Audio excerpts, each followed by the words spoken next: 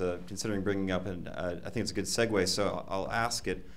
We've done a fair amount of reporting on increased seismic activity in North Texas, and I'm not sure if this has touched either of your two districts, but we're seeing more earthquakes in the Dallas-Fort Worth area and then surrounding areas in North Texas.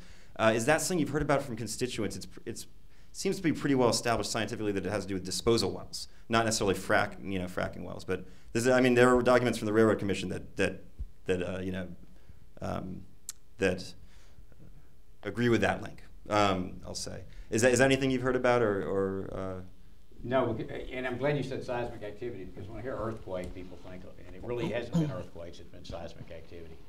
I think it's interesting that, there have been how many millions of oil and gas wells drilled around the world, and how many gas wells fracked in Texas. We have 34,000, I think, disposal wells, not counting injection wells, just disposal wells in Texas alone.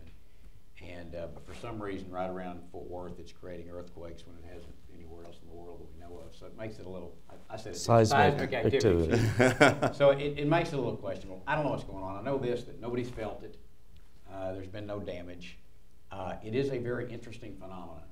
But we've been taking a lot of oil and a lot of gas out of a lot of ground in the state and in the country for well over 100 years. And so just from a common sense standpoint, the fact that you're removing some natural gas and injecting some water, often 8,000 to 10,000 feet down or further, that is creating seismic problems when removing billions of barrels of oil, which is much more dense, has not. It's just kind of hard to fit. But the good news is nobody's felt it. There hadn't been any damage. We've got some fun time to kind of look at it, figure out what that would be your district, I assume, because we know that people have felt these, and there has been some damage in other parts of the state. When my house shakes, it's an earthquake. Now, it's a seismic activity. Yeah. It happens. Of course, it depends on, if you're getting a royalty check, it's probably a seismic activity. I just trust, again, we just don't know. But look, it's a good thing. These economic opportunities are wonderful. And we ought to be transparent. We ought to have smart people who do the research. And if we find out that there were unintended byproducts down the road, we'll have to address those in. But I don't think we ought to just go and put a Band-Aid on it. We don't know what we're covering up.